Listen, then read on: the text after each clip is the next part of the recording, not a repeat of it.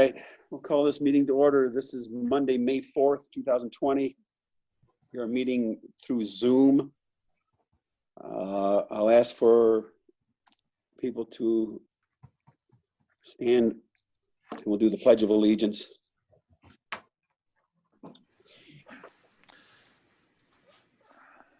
I pledge allegiance to the flag of the United States of America, to the republic for which it stands, one one nation, nation, under God, indivisible, liberty. liberty and justice for all.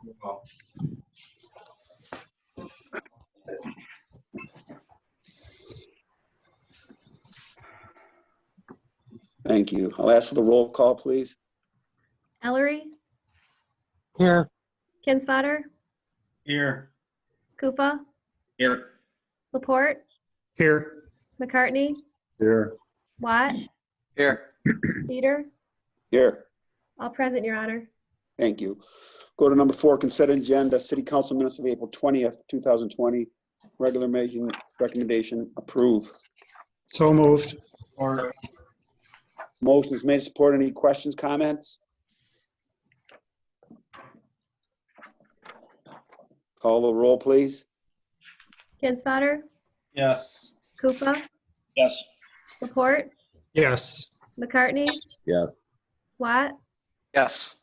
Ellery, Yes. Peter, Yes. carried, Your Honor. Thank you. We'll go to number 5. We have no ordinances and resolutions. We'll go to number 6, reports of administration. A is City Superintendent, Mr. Rothy. Mike. No sound. No sound. Can't hear him.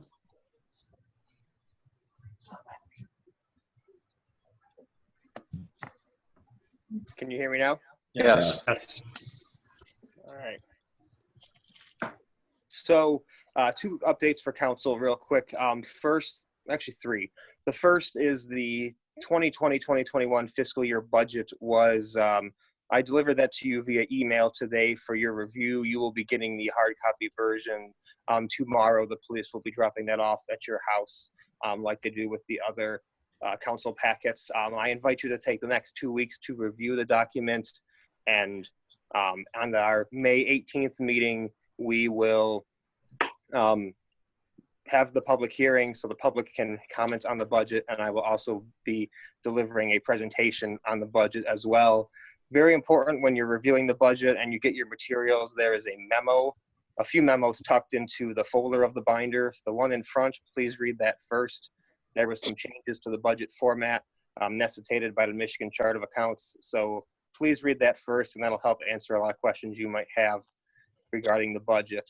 Second, you probably will be hearing a lot of news lately on cities and struggling financially because of the COVID-19 crisis. And I'll talk more on this next week, but I just wanted to make 2 key points. Right now, almost all the revenue we get in our general fund each year comes from property taxes. For the upcoming fiscal year, property taxes are guaranteed to increase. We're budgeting about a $70,000 increase in property taxes.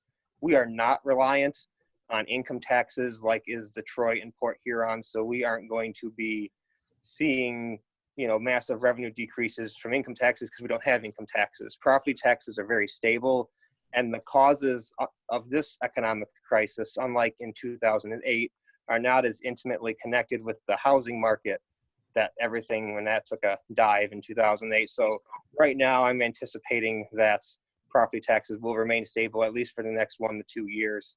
And again, that is our biggest revenue source. So I'm predicting that to be stable. Furthermore, most communities and cities in Michigan do not have fund balances, especially in the general fund, as large as the city of St. Clair does. The Governmental Accounting Association recommends that 20% of your annual expenditures in your general fund be kept in reserve. According to our budget, we ended the last fiscal year with 136%. Wow. Well over 5 times the minimum required amount, which means Awesome. we have a year of operating expenses saved up, more than that, a year and a third. So will we see revenue fluctuations from state revenue sharing in this fiscal year, the next 6 months, absolutely. We'll be able to absorb those fluctuations with that fund balance. So we are in much better shape than most communities, which again, sometimes only have 15 to 25% of a year's expenses saved up. So I wanted to just let council be aware of that before we go into That's awesome. the budgeting review. And lastly, obviously things are continue to change daily and weekly with the COVID-19 situation.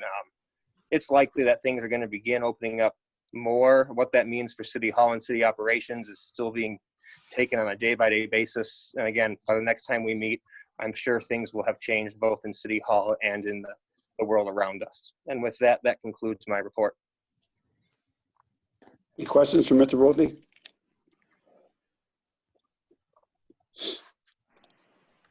All right, let's move on to B. City Attorney, Mr. Downey, you have anything tonight? Can't hear you. Unmute. Your Honor, can you hear me now? Yes. Okay, I just have one item, and that is that the governor's executive order that has suspended certain aspects of the Open Meetings Act and permitted these virtual meetings, such as the one we're having tonight, is set to expire on its own terms a week from Friday. And what that means is that when we convene next, the next regular meeting of the City Council is likely to occur at City Hall, absent an extension of that executive order or some unforeseen circumstance, such as Mr. Rothy just mentioned. But I imagine that when we are convened again next, that it will be at City Hall with social distancing and face coverings and things of that nature. But that's essentially the extent of my comments this evening, Your Honor. Thank you. Any questions from Mr. Downey? We have no choice in that, right? It's just, Unless the executive order permitting these types of meetings is extended beyond Friday the 15th, we would not have an option of conducting a meeting in this form. thank you. Anything else, Mr. Downey? All right, we'll go to C, City Departments. I know Annette has a couple things. Annette? I do. Thank you, Mayor Cedar. A couple of announcements from the Clerk's Department. First, on behalf of the St. Clair Library, our local branch, they did want it announced that they will remain closed until May 28th. The City of St. Clair does not have an election tomorrow. There are no applicable races or proposals for the City of St. Clair. Our next election will be held August 4th. During my last report, I had previously announced that all approved special events for May had been canceled, but please know that there will still be a wreath laying ceremony for Peace Officers Memorial Day on May 15th and for Memorial Day on May 25th. The ceremonies will be televised by CTV and available on local cable channel 6 and watchctv.org. Looking further ahead into the summer, all previously approved events for June have also been canceled by the organizers. And after much deliberation of all parties involved, the annual 4th of July fireworks display has been canceled. While there are many factors to consider, the event is funded primarily through foundations, which at this time may be better directed towards the economic relief of others in our community. The Fireworks Committee, along with all partners of the event, will continue to communicate, and if the event can be rescheduled, the news will be shared appropriately. Thank you, Your Honor. Thank you. Any questions or anything on any of that stuff? Yeah, Annette, who made the decision on the canceling of the fireworks? Who was that made by? The The fire- Fireworks Committee, Councilmember Laporte, would you like to add anything? Yeah, there's a fireworks committee. We talked to our vendors and some of the, like the barge and some of the donors that could contribute to the event. And not knowing when we were going to have it, but if something shakes loose, the committee will stay active. If we get a date that we can allow that many people to congregate to the community. I think last year we estimated around 7,000 came to the community, and it's work, but it's a great event. We had a lot of discussion, and It won't be July 4th. I can't see how that can happen, but if something comes up, we can do something a little bit later. The committee will become very active again and try to pull it off. Anybody else? All right, let's go to D then. Authorities, boards, commissions, committees, council reps. Anybody have anything? Let's go to number 7. We have no unfinished business. We'll go to 8, new business A. Approved temporary sign permit. Is this Annette? Oh, sure. In your packet, you received a memo and a letter from the requester about a temporary sign permit on public property. Per the building department, city council needs to approve that placement because it is on public property. It would be a temporary sign placement for up to 2 to 3 weeks. The recommendation is a motion to approve the temporary sign permit to St. Clair High School as requested. I'll make that motion. Support. Support. All right, the motion is made and supported. Questions? I just have one question, is Butch Kinsvater. I'm assuming that the unwanted gatherings and social distancing down on the boardwalk has been addressed then? Yes. Okay. Anybody else? Anything from the public?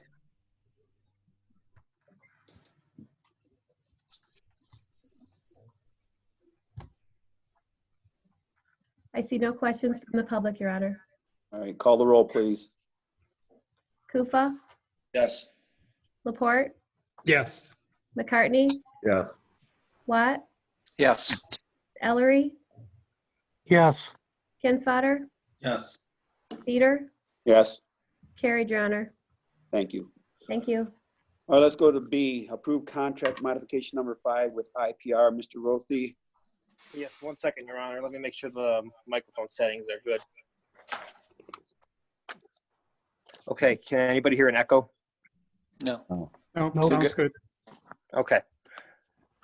In your packet is a proposal to do contract modification number 5 to an existing contract with Inland Pipe, or IPR, for storm and sanitary sewer repairs. Council has previously, in 2018, in the summer, they awarded working with AEW, our engineer, they developed specifications and a procedure in order to best conduct sewer lining of both sanitary and storm sewers that would allow us to make repairs that at the time were desired. Since then, and that work was bid out and the bid was awarded to IPR, and again, that was summer 2018. And then beginning in October in 2018, and several times since then, additional projects that have been long known by DPW and the engineer to be needed to be done have been taken before council, and every time it was with the same contractor, Inland Pipe or IPR. And so this would be contract modification number 5 to that original 2018 contract. The rationale for this repeatedly going back to this vendor is they have held their pricing this constant since summer of 2018. So before you, these projects that have been identified, again, the exact request from administration is a motion to approve contract modification 5 and waive the competitive bid requirement, which is required by charter, because again, it's in the city's competitive interest to do so, because again, this is no price increase from a contractor in 3 years, and we've had a good working relationship with DPW, AEW, and IPR to identify and make sure our sewers are lined appropriately. Bob Beath is also here, so if council has questions on the exact areas of repairs and just the history of the sites, he will be available right now to answer questions. And if anybody has any more financing questions, I will be available to answer those as well. I have a couple questions for Bob Beef. Go ahead, Butch. Hey, Bob, Cass Street between 10th and 8th and North 3rd between Mulberry and Orchards, both showing 8-inch sewer lines. Are those adequate that we should be lining these, or should these be replaced with larger lines? No, they should be fine. The engineers think they're suitable. Okay, I mean, because you're putting a liner in there, it's gonna be, now you're taking care of, or reducing the diameter. I'm just wondering, if you say it's good, I mean, you, Yeah, okay. yeah, it should be fine, Butch. Mhm. I have a question for either Warren or Bobby. Okay. Why wasn't the project that was approved and awarded in 2018 finished? One of the projects was Henry Street, and that was when we repaved Henry Street. They did part of it. They did from I believe it was Hugo North, and then they had to pull off the job, and they did not get back. And it was this spring.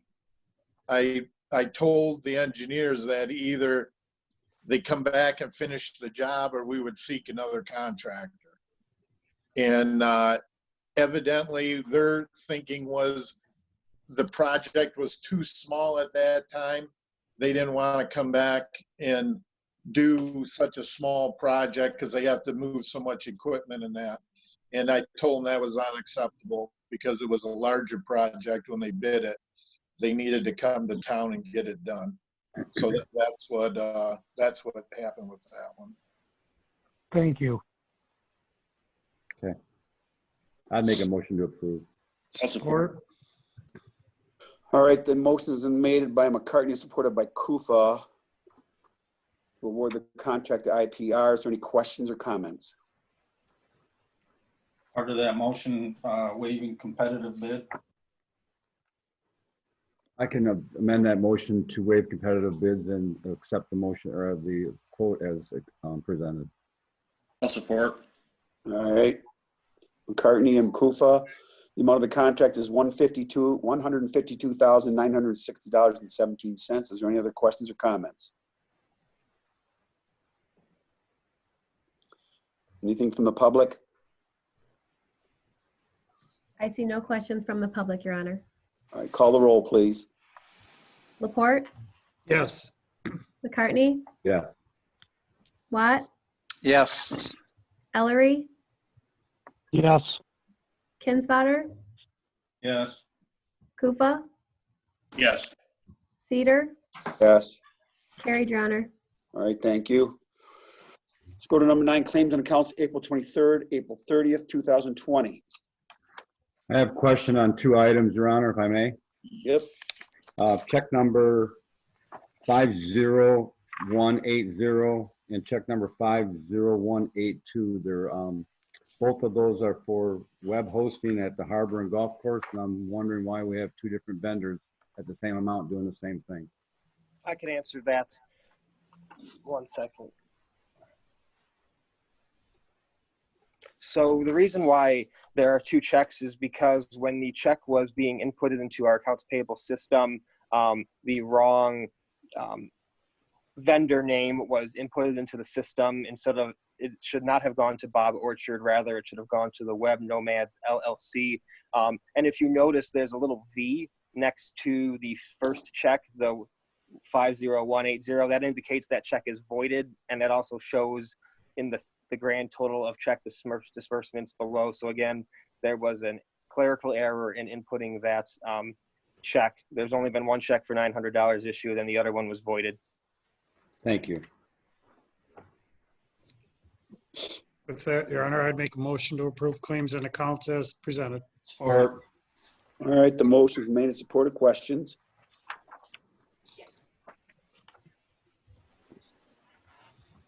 Anything from the public?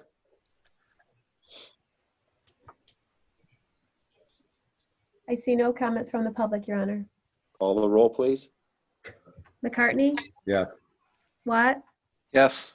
Ellery, Yes. Kinsfater, Yes. Kufa, Yes. Laporte, Yes. Cedar, Yes. carried, Your Honor. Thank you. Let's go to number 10, public questions and public comments. Anybody have anything non-agenda items to talk about tonight?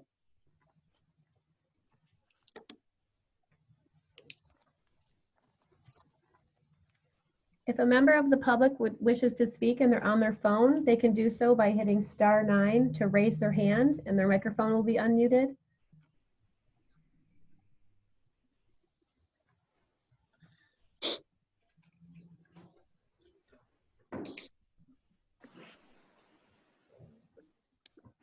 I see no questions from the public, Your Honor. Thank you. Go to number 11. Mayor and council comments, questions, announcements. I do have one. Certainly, I'm sure everyone is aware that Bob Schaefer passed away. Bob Schaefer was a bridge tender of ours, over a dozen years put in down there, and he was a wonderful man to know. He really was an enjoyable person, did a great job on the bridge and those flowers. So we want to certainly recognize Bob Schaefer at this time. Our condolences out to the family and friends of Bob Schaefer. Does anybody else have anything else? Hearing nothing else, Your Honor. If there's nothing else, I make a motion to adjourn. Support. Okay, the motion made and supported to adjourn. Call the roll, please. Watt? Councilmember Watt? Yes. Ellery? Yes. Kinsfater? Yes. Kuzma? Yes. Laporte? Yes. McCartney? Yeah. Cedar? Yes. Carried, Your Honor. All right. Thank you.